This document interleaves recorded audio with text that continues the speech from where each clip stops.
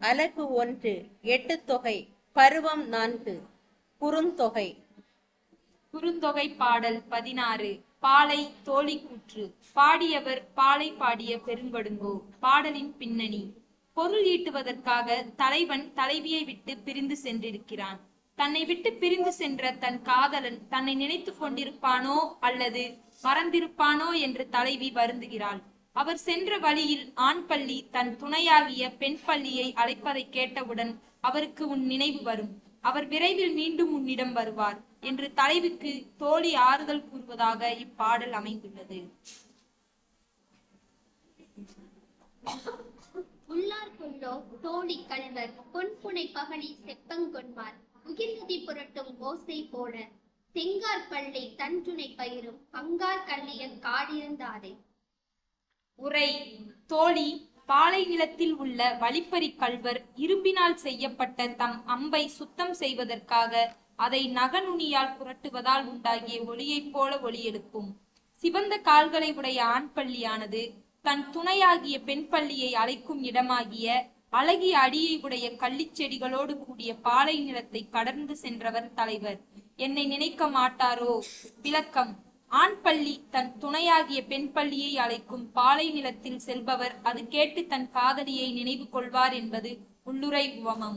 இப்பாடலில் பாலை நிலத்திற்குரிய முதற்பொருளாகிய பாலை நிலமும் கருப்பொருளாகிய கள்ளியும் வேடர்களும் குறிப்பிடப்பட்டிருப்பதால் இப்பாடல் பாலை திணையை சார்ந்ததாக கருதப்படுகிறது. குறுந்தொகை பாடல் 17. குறிஞ்சி தலைவன் கூற்று. பாடியவர் பேரையின் முறுவலார். பாடலின் பின்னணி. தலைவன் தலைவியை பார்ப்பதற்காக வருகிறான். தலைவிக்கு பதிலாக அங்கே தோழி வந்திருக்கிறாள். தலைவி வரவில்லையா என்று தலைவன் தோழியை கேட்கிறான். உங்கள் காதல் தலைவியின் பெற்றோருக்கு தெரிந்துவிட்டது. ஆகவே தலைவி இனி உன்னை பார்க்க வரமாட்டாள் என்று தோழி கூறுகிறாள். அதை கேட்ட தலைவன் காமம் முற்றினால் ஆண்கள் மடலேற துணிவார்கள் என்று தான் மடலேற எண்ணி இருப்பதை தோழியிடம் கூறுகிறான். மாவென மடலும் ஊர்வ பூவென புவிமுகில் எருக்கம் கண்ணியும் சூடுவர் மருங்கினாராகவும் படுவர் பிரிதும் ஆகுவர் காமங்கால் கொடினே. உரை. தலைவன் தலைவியை அடைய உதவுமாறு அவளது தோழியிடம் வேண்டுகிறான். அவள் உதவ மறுக்கிறாள். தலைவன் தோழியிடம் இந்த சொற்களை கூறி அச்சுறுத்துகிறான். இதே சொற்களை தோழி தலைவியிடம் கூறி அவளை தலைவன் ஆசைக்கு உடம்படுமாறு வேண்டுகிறாள். காமம் வைரம் பாய்ந்து விட்டால் தலைவன் தனக்கு உரிய குதிரை என்று பனைமடலால் உருவாக்கப்பட்ட குதிரை மீதும் ஏறுவான். அப்போது தனக்கு உரிய மாலை என்று எருக்கம்பூ மாலையையும் சூடுவான். தெருவழியே அதனை ஓட்டிக்கொண்டு வந்து ஆர்ப்பாட்டமும் செய்வான், பிரிதும் செய்வான். விளக்கம். இப்பாடலில் காதலர்களின் புணர்தல் தொடர்பான செய்தி மறைமுகமாக குறிப்பிடப்பட்டிருப்பதால் இப்பாடல் குறிஞ்சி திணையை சார்ந்ததாக கருதப்படுகிறது. குறுந்தொகை பாடல் 19. மருதம் தலைவன் கூற்று. பாடியவர் பரணர். பாடலின் பின்னணி. தலைவன் தலைவியை பிரிந்து சில காலம் வாழ்ந்து வந்தான். அவன் திரும்பி வந்த பொழுது தலைவி அவன் மீது மிகுந்த கோபத்தோடு கூடினாள். அவன் தலைவிடம் தன் அன்பை தெரிவித்து அவளை தேற்றினான்.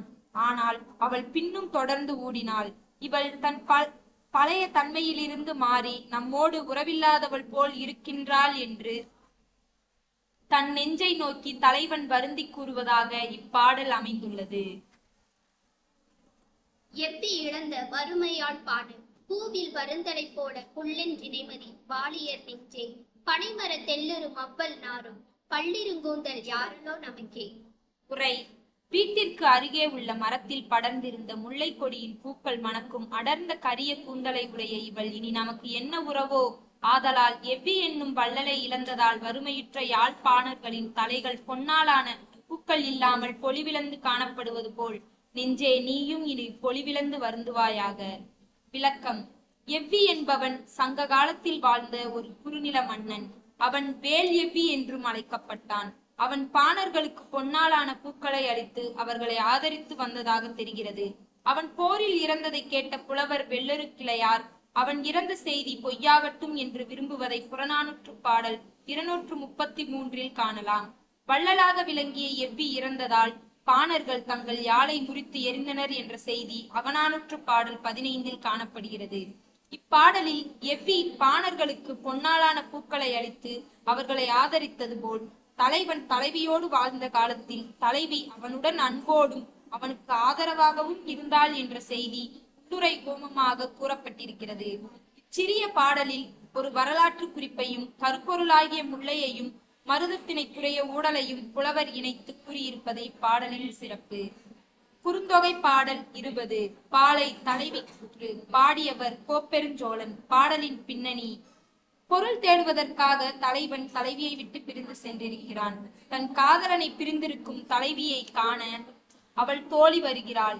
தலைவன் பிரிந்து சென்றது அறிவுடைய செயல் அன்று என்று தலைவி தோழியிடம் கூறுகிறாள்.